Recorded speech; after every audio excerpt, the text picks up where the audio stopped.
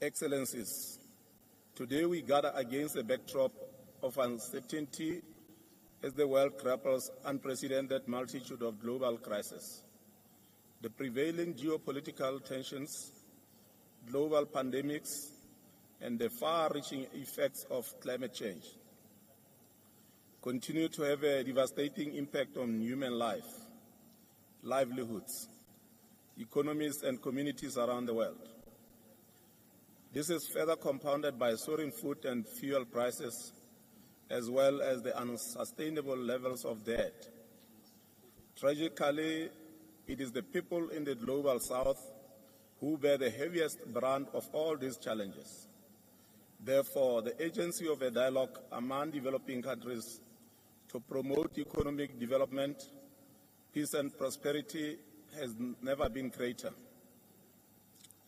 We call for dialogue and negotiation as fundamental tools for achieving economic development and peaceful resolution of conflicts around the world.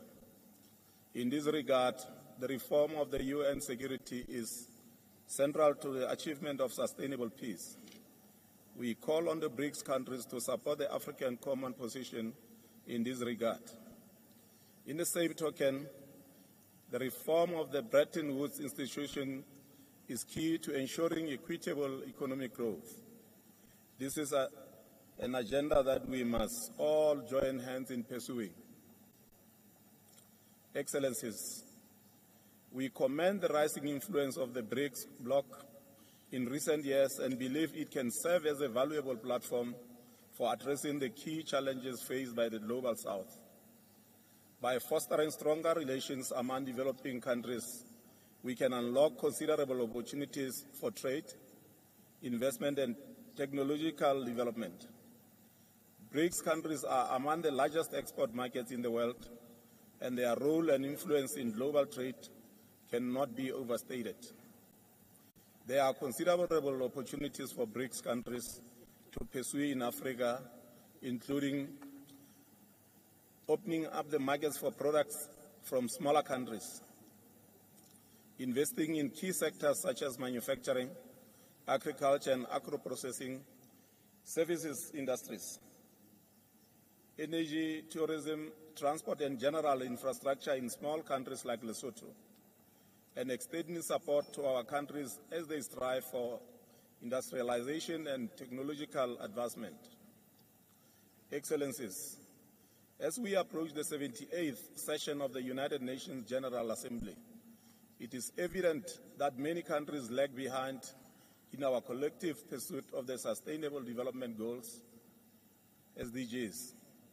To address this situation, Lesotho recently signed the United Nations Sustainable Development Cooperation Framework 2024-2028, aptly entitled Kalebelo la Ntshege, and loosely translated as fast-paced implementation. This serves as a testament to our resolve to accelerate progress towards achieving the SDGs. In addition, we are actively engaging the youth to explore more innovative approaches to ensure swift yet effective implementation of the UN Agenda 2030 for the benefit of current and future generations. Excellencies, the need for immediate action is crucial when addressing global challenges like climate change. Our ability to confront these challenges relies on our collective unity. In addressing climate change, Lesotho has embarked on an ambitious clean energy initiative.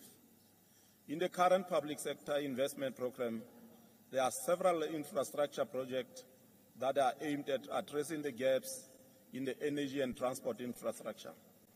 Lesotho is endowed with natural resources, specifically water and diamonds.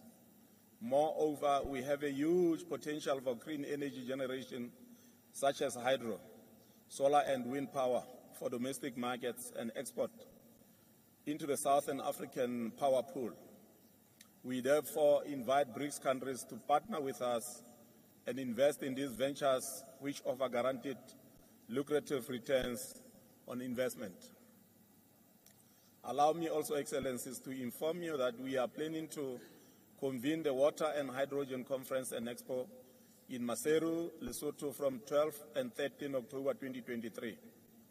This conference will showcase the steps and action that Lesotho is undertaking towards becoming the world's first sustainable digital hydro nation.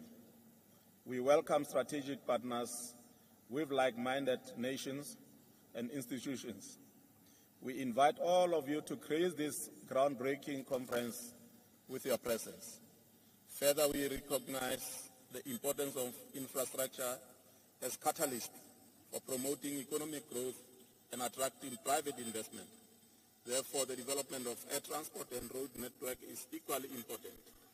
In light of this, the government has prioritized the construction of interconnecting roads that will link Lesotho and certain parts of South Africa with the Port of Durban. Moreover, efforts are being made to enhance and upgrade the international airport. This presents an auspicious opportunity for investment and collaboration with the Brics countries and the business sector. Excellencies, as I conclude my remarks, allow me to indicate that with the establishment of the new development bank, we anticipate funding opportunities to implement various agreements, such as the African Continental Free Trade Area Agreement and China and India Provincial Arrangement. These funding possibilities can facilitate real growth and meaningful participation in regional and global value chains. Even as that happens, we need to place greater emphasis on the three fundamental pillars underpinning BRICS, namely promoting financial and economic development through cooperation and openness, respecting the sovereignty of other countries and pursuing peaceful resolutions to conflicts, and working to ensure justice and representation in the global governance system. With BRICS and Africa in partnership, the better life for all is achievable. I thank you.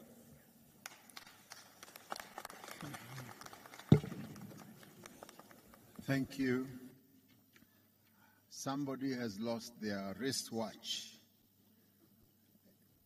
If you have lost your wristwatch, please come to the table or send somebody to come and pick it up.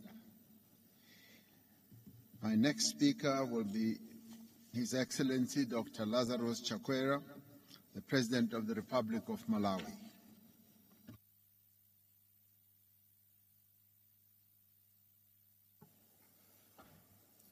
Your Excellency, Mr. Matamela Cyril Ramaphosa, President of the Republic of South Africa and Chair of the BRICS.